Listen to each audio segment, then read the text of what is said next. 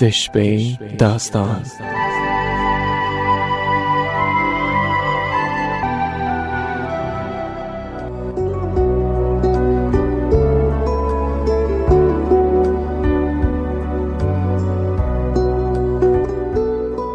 د وکمن الله ازاله څښتن په سپېڅلې نامه د سپوږمۍ راډیو قدرمنو اورېدونکو او په ځانګړي ډول د شپې داستان خپرونې درنو مینوالو، یو وار بیا مو زه سلیمې ورور په نیکو هیلو او پیرزوینو د داستان بلې برخې ته هرکلی کوم.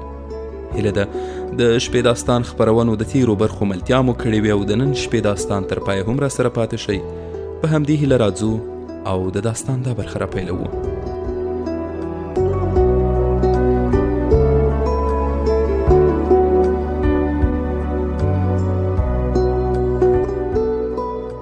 چوپ شو او بیا یې وویل هغوی په سمندر کې په توپان کې پاتې شوي وو او په وروستیو شیبو کې یې دا اعتراف لیک لیکلی او لاسلیک کړی دی.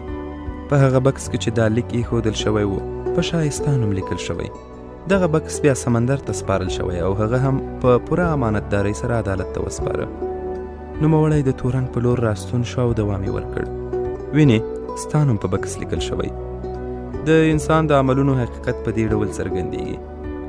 د څراغ خواته لاړ، بکس یې اوچت ونیو. د هارت قانون نوم په بکس لیکل شوی و. بیرته د هارت قانون په لور راستون شو.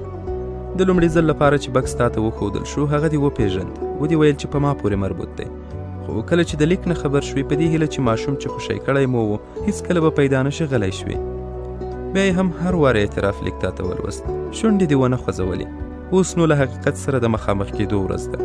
هغه څوک چې د 1690 کال د جنوري میاشتې په 29مه ورځ مو د پرتلن په غاړه پرېښود، ستا شیطاني مقاومت یې مات کړ او د دې سبب شو چې خپل قرباني وپېژني. تورن خپلې ستړې سترګې بیرته کړې او په آرام او لړزان اواز یې وویل ما د راز ساتلو لپاره قسم خوړلی و او په خپله لوړه وفادار پاتې شوم. بیا پوه شئ چې په دوزخ کې هم د شرافت نښې شته او د تور زړه خاوندان هم وفا پېژني. خو نن ورځ نوره چوپتیا ګټه نه لري. ما نور پرېږدئ چې خبرې مې وکړم. واقعیت دا دی چې دی په خپله پاچا په خپلې ارادې سره او ما په خپل هنر سره هغه د دغې ورځې سره مخامخ کړ. بیا یې جوین پلن ته مخ واړاوه او ویې ویل کولی شي د تل لپاره وخاندې. په خپله یې بیا وخندل. بیا د واره غلی شو او پر ځمکه راوغورځېد. سترګې یې ښکته کېناستې. شریف منشي ته اشاره وکړه او ویې ویل د ده اعتراف ولیکه. منشي وویل لیکم یې صاحب. شریف بیا هارت قانون ته مخ راواړاوه او ویې ویل نن ورځ له 3 وارو نه وروسته چې اعترافنامه ولوستل شوه او هغه اعتراف چې تا په خپله ګناه وکړ د قانون له مخې له سیاچال نه آزاد او په دار ځړول کېږي. کاغذ یې د میز پر مخ کېښود او ویې ویل باید د همایوني له مهربانۍ نه مننه وکړي. بیا یې د اجرایي مامور ته اشاره وکړه او د اجرایي مامور هم د محکوم خواته ورغی. د اوسپنې او ډبرو ټوټې یې ورله له سینې نه لرې کړې او د لاسونو او پښو نه یې کړۍ لرې کړې. بیا قاضي وویل اوس پورته شه. هارت قانون کوم حرکت ونه کړ. لاس او پښې یې بې حرکته شوې وې. د قاضي په اشاره ډاکټر مخې ته ورغی. په پولادي آینې سره یې ورته د رګ ازمایښت وکړ. بیا یې سترګې ورته وازې کړې. هارت قانون مړ و. شریف وویل عیب نه لري، له اعترافاتو وروسته ژوند یا مړ پاتې کېدل یو شی دی. یوزباشي ته یې اشاره وکړه او ویې ویل ورته ووایي چې جنازه یې له دې ځایه وباسي. هدیره زندان ته مخامخ ده. بیا یې خپله سپینه امسا جګه کړه او د جوین پلن په وړاندې ودرېد. په درناوي یې وویل عالی جناب، ما د فلیپ د شوالیه یا رسمي قاضي د محکمې د منشي او د لاسلاندې افسرانو سره یو ځای د ملکې په مستقیم فرمان او د صدر اعظم په اجازه د ادعانامې له برابرولو او د محاکمې د غونډې له جوړېدو تحقیق او څېړنې وروسته او هغو مذاکراتو ته په پاملرنې سره چې د انګلستان د ریادار زموږ په واک کې راکړي وو خپل ماموریت پای ته رسولی او دا دی د محکمې د پای ته رسېدو اعلامولو په ترڅ کې څرګندوم چې ته د لرد فرمن کلن چارلي، مارک سیسل او انګلیسي نجیب زاده او ستا د همیشه والي په هیله یم. هغه کسان چې حاضر ول هغوی هم احترام پر ځای کړ. جوین پلن په کراره وویل راویښ مې کړئ. یو آواز د شا له طرفه وویل زه راغلی یم چې تازه راویښ کړم. جوین پلین په الوتلي رنګ سره له څوکۍ نه راپاڅېد او ودرېد. یو سړی د ستنو له شانه مخې ته راغی چې د درباریانو په توګه یې بڼکې لرونکې خولۍ په سر وه، چاغ او پیاوړی و. لومړی یې د جوین پلین په وړاندې مؤدبانه سلام وکړ او بیا یې وویل: ته 25 کاله ویده وې، اوس د دې وخت دی چې له خوبه راوچت شي. ته تر دې شېبې جوین پلین وې، خو په اصل کې لرد ګلن چارلي یې. فکر دې کاوه د خلکو د پرګنو جز یې، خو په اصل کې د اشرافو او غټانو له طبقې څخه یې. ځان درته د ټولنې په وروستۍ لیکه کې ښکارېده، خو د ټولنې په لومړۍ لیکه کې یې. ته فکر کوي چې مسخره سړی یې، خو د انګلیس د آیانو د مجلس استازی او د دې خاورې د ډېرو شتمنو له جملې څخه یو تن یې. بیا نو ځان حقیر یا بېوزله مه بوله.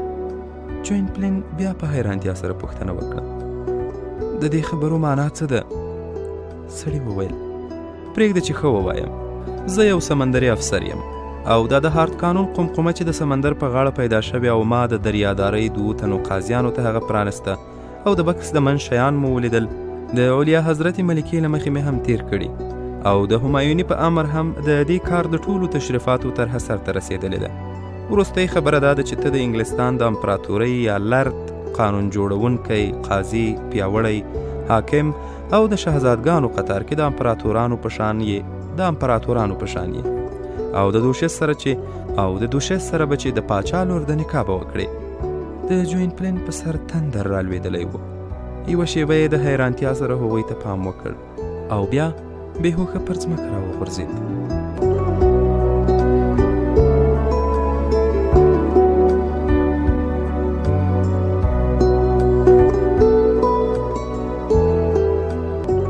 قمقمه یو سرتیري د کالشور په غاړه د خزلو نه موندلې وه. قمقمه سمندر د سند غاړې ته گذار کړې وه، په داسې حال کې چې د سمندر خزلو د هغې انډیرۍ ډوله پوستکی پټ کړی و. په هماغه ورځ سرتیري قمقمه خپل قمندان ته ورکړې وه او قمندان هم هغه د انګلستان د سمندر چارواکي ته استولې وه. دغه قمقمه سر بارکلیف درو د سمندري بطریو د بیرته کولو چارواکي خلاصه کړې وه او په هغې کې دننه یې لیک ملکې ته وړی و. ملکې هم د واره صدر اعظم د پوز او اشرافو د محکمې مارشال خپل حضور ته غوښتی و. په قانوني توګه صدر اعظم د انګلستان د پاچا ساتونکی و او د لرد مارشال هم موروثي منصب و چې اوس لرد ویلیام کوپر په دې منصب کې و او هغه یو متعصب سړی و چې عقیده یې درلوده د لردانو د حقوقو امتیاز او ویاړونه د انګلستان د سلطنت د اعادې په شان دي او څرنګه چې د یو لرد د حقوقو د ترلاسه کولو لپاره یو فرصت ترلاسه شوی و، ژر یې لټه پیل کړه. د جوین پلین موندل سخت نه و، ځکه د شنې خونې د تابلو پر مخ یې د هغه نوم لیکلی و. هارت قانون هم د چتام په جیل کې بندي و. هر څومره چې سولیدلی یا کړېدلی و خو ژوندی و. بیا یې هم له چتام نه لندن ته راوست. د لرد لینوس او د هغه د زوی د تبعید او زیږېدو په اړه اسناد او معلومات هم د لوران له محکمو نه ترلاسه شول. د جفري لاسلیک هم تایید شو، خو دا چې دویم جاک ولې دومره غټه بې احتیاطي کړې وه او یوه نښه یې په دې ډول سره د خپلو جنایتونو او تبهکاریو څخه پرېښې وه، د دې ټکي توجیه هم سخت نه و. کله د ځواک خاوندان هم د خال وهلو سره مینه لري او خوښیږي یې په یو ډول د پولیس او تاریخ له منګولو وتښتي، په اصل کې غواړي مطرح او مشهور وي. دویم جاک هم په دې عمل سره خپله غوښتنه او طرحه مشهوره کړه او د هغو جنایتونو په پای کې لاسلیک چې کړی یې و زړور او ستر عمل و. د هغه ملکې چې د نورو ښځو پر خلاف د نورو د راز په ساتلو باور درلود، هغه پټ راپور چې په دې اړه یې له صدر اعظم نه ترلاسه کړی و وساته. صدر اعظم ویلیان بارون په دې راپور کې لیکلی و: سلیمان علیه السلام 2 الوتونکي مرغان په خپل خدمت کې لرل. یو ملا چرګک یا هدهد و چې د ټولو حیواناتو په ژبه پوهېده او بل عقاب چې وزرو او بڼکو یې کولی شول د 100,000 سرتیرو په سر سیوری وغوړوي او په دې حکایت سره یې یوازې د دویم جاک عمل بد نه ګڼلو، بلکې هغه ته یې حق ورکاوه او عقیده یې درلوده چې پاچایانو د تل لپاره یو بل وژلي او مسله کړي دي. ان داسې شوي چې شهزادګان یې بې له ځنډه زندۍ کړي دي. د تونس پاچا له خپل پلار نه سترګې وایستلې. دا چې یو پاچا د خلکو د مالونو ضبطولو فرمان صادروي هغه قانوني کار دی، خو دا قانون نورو قوانینو ته زیان نه رسوي. هماغه شان که چیرې په مرګ محکوم خوشی شو، ژوند یې بیرته وموند. اوس هم چې حقیقي وارث پیدا شوی و، باید خپل تاج او تخت یې ده ته سپارلی وای. باید د لردۍ امتیازات بیرته جوین پلین ته ورکړل شي. صدر اعظم په پای کې د مال په بیرته ورکولو او لرد کلنچارلي د امتیازاتو ورکول د هغه زوی ته چې د اشتباه له مخې یې نوم جوین پلین شوی و موافقه کړې وه، یوازې په دې شرط چې جنایتکار هارد قانون د ده سره مخامخ کړی شي او هغه وپیژني. د ریپورټ په پای کې یادونه کړې وه چې که چیرې هارد قانون اعتراف ونه کړ باید شکنجه شي او د جزایي مقرراتو له مخې باید 4 ورځې وږی او تږی پاتې شي، سره د دې چې امکان لري تورن په دغه فاصله یا واټن کې مړ شي، خو په هر حال قانون باید اجرا شي. سربیره پر دې صدر اعظم عقیده درلوده چې هارد قانون جوین پلین پیژني. ملکه آن چې د جوین پلین څیرې د بدلیدو له څرنګوالي نه خبره شوې وه، تصمیم یې نیولی و خپله خور دوشس جوزیان هغه ته نکاح کړي او د کلنچارلي ستره شتمني د هغې په برخه کړي. طبیعي وه چې فرمن ته د کلنچارلي د شتمنۍ امتیازاتو ورکول سخت کار نه و. آن د عیانو مجلس ته د ورتګ ضرورت هم نه و، ځکه چې هغه د کلنچارلي قانوني وارثه وه او د ملکې او صدر اعظم نظر هم سره ورته و. پروګرام داسې جوړ شوی و چې حتی د عیانو مجلس اړ کېده د لرد فرمن کلنچارلي د حقوقو د بیرته ورکولو په اړه د فرمان حق وپیژني. په دې حال احوال کې بارکلفیدرو هم زیات خوشحاله و، ځکه هغه فرصت چې ترلاسه شوی و کولی شو هغه ګزار چې غوښتل یې په دوشس جوزیانې وکړي د هارد قانون بکسچې یا قمقمې هغه خپلو لرې او زیاتو پاتې کېدونکو هیلو ته نږدې کړی و. اوس بریالیتوب د ته سترګې په لار و او داسې ورته معلومېده چې باد، توپان، څپې او سترې ډبرې یا کمرې په دې ټولو کلونو کې سره یو بل ته لاس ورکړی و چې بترۍ غاړې ته ورسوي، او حیرانونکې دا و چې په دې ټولو کلونو کې د تیکو ټوټو په قمقمه کې یو سوری هم نه و پیدا کړی او د اوبو یو څاڅکی هم د قمقمې منځ ته نه وې داخلي شوي. بارکلفیدرو فکر کاوه چې دغه ټولې پیښې د ده د زړه د رضایت لپاره شوي، چې البته اشتباه یې کوله. رښتیا دا و چې ځمکه، آسمان او سمندر د ده د ژورې کرکې او حرص د رضا کولو لپاره کوشش نه کاوه، بلکې دغه ټول د یتیم ملاتړ د درېدلي وو. له یوې خوا یې ظالمان د مرګ له ستونې تیر کړي وو او د بیړۍ د سپرلیو سوال او زاریو ته په بې پروایۍ سره یې د هغوی بیړۍ دړې وړې کړه، او له بلې خوا یې یوه نازکه او د ماتېدو وړې یوه بترۍ چې 15 کاله یوې څپې بلې ته سپارلې وه او روغه یې هدف ته رسولې وه.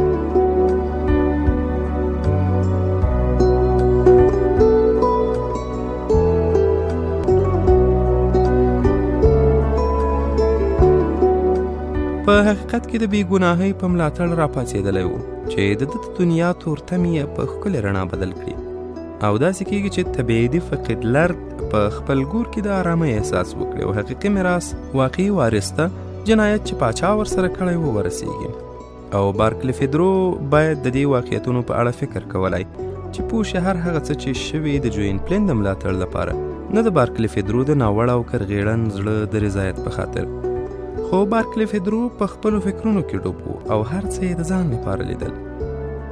کله چې جوین پلین په هوښ راغی شپه وه، کله چې یې سترګې پرانستلې په یوه پراخه تالار کې په دیبا او ارغواني وریښمو فرش شوی ځای یې ولید او خپل ځان یې په دغه پراخه تالار کې په یوه فرش ناست وموند. په داسې حال کې هغه سړی یې هم چې په ژور سیاچال کې لیدلی و ده ته نږدې په درناوي ولاړ و.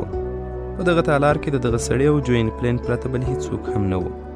د فرش ترڅنګ 2 میزونه ایښي وه چې د یوه په مخ د یوه ښکلي سیټ دننه خوراکي شیان ایښي وه او د بل میز پر مخ د یوې غټې دوسیې پاڼې ایښودل شوې وې. په تالار کې دننه د دیوال د لوړوالي په اندازه یوه بخارۍ موجوده وه. په بخارۍ کې دننه اور بل و. تالار دومره ستر و چې هغه ټولو څراغانو هم نشو روښانه کولی. په ټوله کې د تالار ودانۍ د لومړي جګ د دوران له یادونو یا خاطراتو څخه وه. په تیره بیا چې د چت په منځ کې د خانوادګۍ ستر نښان او د مارکې او بارون لوی مقام منظور شوی و. جوین پلین چې د خوب او بیدارۍ په حالت کې په دغه حیرانونکې فضا سترګې لګېدې، هغه ته ټول هغه څه چې تیر شوي و په یاد نه ول. له دې امله یې په حیرانتیا پوښتنه وکړه، زه چېرته یم؟ سړي وویل، عالی جناب، ته په خپله ماڼۍ کې یې. جوین پلین د هغه ډوب شوي سړي په شان حالت درلود چې نوی د اوبو سر ته راغلی وي. تر اوسه لا په هیبت او حیرانتیا کې و. د دوشس د تلوسې نه د ډک لیک ترلاسه کولو، نیول کېدل یې او په سیاچال کې حاضرېدل د ده په شکل بل ګزار کړی و. داسې معلومېده هر هغه څه چې لیدلي و یو ډارونکی خوب و. هغه څه چې جوین پلین ته ورپېښ شوي و نه د باور او نه هم د درک وړ و. ګزارونه په داسې توګه شوي و چې د توجیه هیڅ فرصت یې نه و موندلی. کله چې انسان د ناڅاپي چارو سره مخ کیږي، عجایب هم یو د بل نه وروسته څرګندیږي، خو د قضایا او موقعیت په کرار انسان ته روښانه کیږي او تعجب هغه وخت کمیږي چې وریځې لرې شي او غبار کینی. جوین پلین په خوب کې سترګې پرانیستلې وې او غوښتل یې د خوبونو ماهیت ولټوي او په دې حالت کې د قضایا او یا پیښو د درک او نه درک ترمنځ لالهانده پاتې و. د مسلو د درک لپاره باید تفکر او تعقل وي، خو په دغه حالت کې د تفکر او تعقل هیڅ ځای نه و پاتې. ټول شیان پرله پسې پیښ شوي وو او جوین پلین د یوه حیرانونکي لیک له ترلاسه کولو وروسته سیاچال ته راښکل شوی و، په داسې حال کې چې ځورونې او کړېدو ته سترګې په لار وو او د زنځیر پر ځای چې باید پښې ورله پرې تړلې وای د اشرافیت تاج یې په سر ایښودل شوی و. هیڅ یو سره برابر نه و. بیا هغه څه چې د وحشت سره یې مخ کاوه او هغه څه چې په برخه شوي یې وو د ازدادو ټولګه په یوه لیکه کې ځای پر ځای کړې وه او هغه یې په خپل منځ کې د فشار لاندې راوست. جوین پلین کوښښ کاوه د دغه ډول حالت نه ځان خلاص کړي چې دا کار یې په اسانۍ سره نشو کولی، نو له مجبوریت نه چوپ پاتې شو. انسان په چوپتیا کې له هر خطر سره چې مخامخ شي کولی شي مقاومت وکړي، خو که چیرې خامه خبره وکړي امکان لري کړاوونه ورپسې وي. کمزوري خلک په عین داسې وخت کې چې له راپرځېدو نه ډارېږي متوجه وي چې څوک یې تر پښو لاندې نشي، او جوین پلین ډیره موده د دغه شان خلکو له جملې وو. اوس یوازې هغه خبرې چې ورپه یادې وې دا وې چې څه به کېږي. یو لنډکی چاغ سړی چې تر څنګ یې ولاړ و بیا یې وویل، حضرت اشرف ته په خپله ماڼۍ کې. جوین پلین په خپل سر او مخ لاس راښکه، غوښتل یې په خپل وجود ډاډمن شي. په خپله هغه و خو جامې یې بدلې شوې وې، د هغو بې ارزښته کالو پر ځای چې درلود یې د ماهوت او ګلدوزي شوې د ورېښمو کالي یې پر غاړه وو. کالي یې ماڼۍ ته د لیږدولو په وخت کې بدل شوي وو. سړي بیا وویل، زه بارکلیفیدرو او د دریادارۍ یا سمندر کارکوونکی یم. د هارد قانون قمقمه ما پرانستل او هغه اعتراف لیک چې ستا سرنوشت ټاکي ما ومونده. فکر پکې مه کوه، دې ته ورته خبره ده چې یو ښکاري د یوې بطرۍ یا بوتل له منځ نه یو دیو راوباسي. جوین پلین بارکلیفیدرو ته وکتل، خو څه یې ونه ویل. بارکلیفیدرو وویل، د حضرت اشرف د خبرتیا لپاره عرض کوم د دې ماڼۍ سره سره د هنکرویل ماڼۍ هم په تا پورې اړه لري. دغه راز د کلینټ چارلي کلا چې ستا د حکومت ځای او د لرغونو زمانو یادګار دی، پر سیره پر دې 19 والیان د هغوی د کلیو او رعیت په ګډون او څه ناڅه 40,000 کسان په تا پورې اړه لري. په کلینټ چارلي کې د خطاکارو کسانو د مالونو او د هغوی په باب د قضاوت او تصمیم نیولو حق هم ستا دی. ته د خپل قلمرو پاچا یې. د پاچا سره ستا توپیر یوازې دا دی چې د پاچا په نوم سکه وهل کیږي. ته د کامپل ارتفاج او مالک کلمیور د طایفې مشر او 8 ماڼۍ او د ډبرو د سکرو یو کان، دغه راز د پنچیز ایالت د وینوکانتن غر او ښار ټول ستا په ملکیت کې دي او له هغو څخه 40,000 استرلینګ عایدات یا ګټه راځي، یعنی د هغې 15,000 فرانک له ګټې نه 40 وارې زیات عاید چې شتمن فرانسویان یې هیله لري اضافه دي.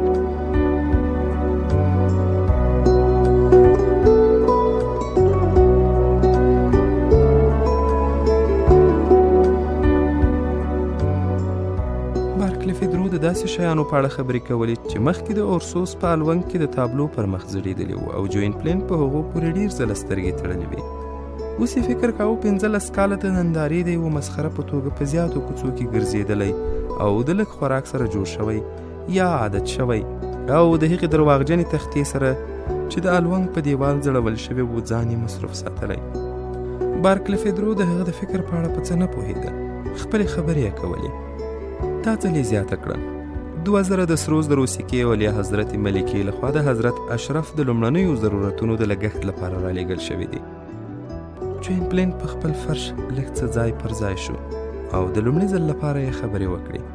ویې ویل، دا پیسې زما پلار اورسوس ته ورکړه. بارکلیفیدرو چې تر دې شیبې مسکا په شونډو درلوده په کرار وویل، دا امکان نه لري. چوپ شو او په درناوي یې زیاته کړه، دا ماڼۍ د سلطنتي ماڼۍ تر څنګ ده او تر لندن پورې 23 میله فاصله یا واټن لري. هیڅوک نه پوهیږي چې ته دلته یې. ته په پټه ګاډۍ کې چې د سوتورک زندان تر څنګ وې راوستل شوی یې. آن هغه محافظین ګاډیوانان او افسران چې ته یې دلته راوستلی یې ستا په اړه په څه نه پوهیږي. د ماڼۍ د پټې دروازې کلي هم زما سره ده او ته یې هغه وخت چې د ماڼۍ ټول اوسېدونکي ویده وو له همدې دروازې قصر ته راوستی. اوس هم نیمه شپه ده او نشي کېدای هغه راویښ کړو.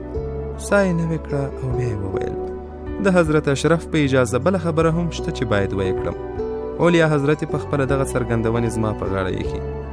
بارکلي فیدرو په داسې حال کې چې خپلې خبرې یې کولې هغه کاغذونه او پاڼې چې د میز پر مخ ول لاندې باندې کولې. کله چې جوینپلین چوپ او منتظر ولید ویې ویل هغه څه چې دلته وینې ستا د ټولو ملکیتونو حکم فرمان او ستا د حقوقو او امتیازاتو د ماڼیو او ځمکو په ملکیت پورې اړه لري. دا چپن هم چې د سور بخمل نه ګنډل شوی او آبي غاړه لري ستا د لردۍ ځانګړي کالي دي. نن ورځ د انګلستان صدر اعظم د انګلستان د ملکې لخوا نوی ماموریت ترلاسه کړی. دا احکام په رسمي توګه د انګلستان د ملکې لخوا توشیح شوي او قانوني بڼه یې موندلې. ته سبا ته د عیانو مجلس ته ځې او هغه خبرې چې د کلنۍ غونډې او په هغه مجلس کې به ګډون کوي چې د کلنۍ غونډې یا عاید د زیاتېدو په باب طرحه کیږي. یوه شېبه چوپ یې غلی شو. بیا یې وویل البته ستا اشرافیت قطعي شوی نه دی. د سیاست په بڼ کې ډېرې غونچې له غوړېدو مخکې مړاوي کیږي. ستا په اړه هم امکان لري ټول مزې بیرته مالوچ یا پنبه شي. البته ستا په باب تر اوسه چا څه نه دي ویلي او راز یې د هیوادنۍ مصالحو له مخې تر اوسه په پرده کې پاتې دی. خو سبا ته به ستا په اړه د عیانو مجلس ته دا معلومات یا اطلاعات ورکړل شي. څو ستر شخصیتونه ستا په اړه په یو څه پوهیږي چې د لزوم په صورت کې به یې هیر کړي. هغه څه چې شکمن پاتې دی او کیدای شي په شک کې پاتې شي دا دي چې ته یو میریزی یا د بلې مور نه یو ورور لري. د هغه مور کله چې ستا پلار په تبعید کې و یعنی فرار و د دویم چارلز معشوقه وه او د هغې زوی د همدې لارې د دربار د کورنۍ غړی شو. امکان لري ستا شتمني او هغه امتیازات چې لري ستا غیر مشروع ورور ته پاتې شي او البته د ملکې د امرونو اطاعت واجب دی. ته سبا سهار په سلطنتي ګاډۍ کې کولی شي د دې ماڼۍ نه ووځي او یوازې د عیانو مجلس ته لاړ شي. البته که چیرې غواړې د انګلستان لرد شي ملکه هم په پام کې لري چې تا په یوې نکاح سره په سلطنتي کورنۍ پورې مربوط کړي. رښتیا ول دا ووایه چې آیا مینه لري د انګلستان لرد شي؟ حضرت اشرف حساسه شیبه ده. بخت کله چې د یو چا پر مخ دروازه پرانیزي دروازه بیرته هم تړي. که چیرې د دغې دروازې نه دننه لاړې تیر وخت ته ستنېدل معنا نه لري. کله چې بدلونونه پیل کیږي باید شاته پاتې پلونه ویجاړ شي. باید باور وکړي چې جوینپلین مړ دی. جوینپلین ولړزېد او د شونډو د لاندې یې ګنګوسه وکړ. هو. بارکلي فیدرو بیا مسکی شو او په داسې حال کې چې تعظیم یې کاوه د پیسو کڅوړه یې له خرګ یا بغل لاندې کړه او له تالار نه بهر لاړ.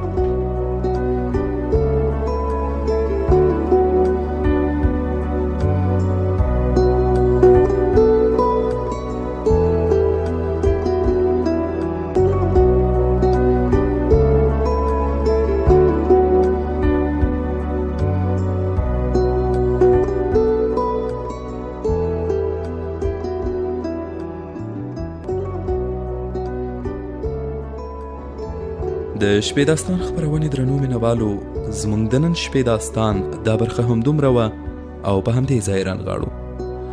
تر بیا او بلې شپې چې یو وار بیا زه سلیمې ورور د نوموړي داستان له پاتې برخې سره ستاسو درانه چوپړ ته راځم. تاسو په لوی او مهربان الله سپارم. سوکاله ژوند ولرئ.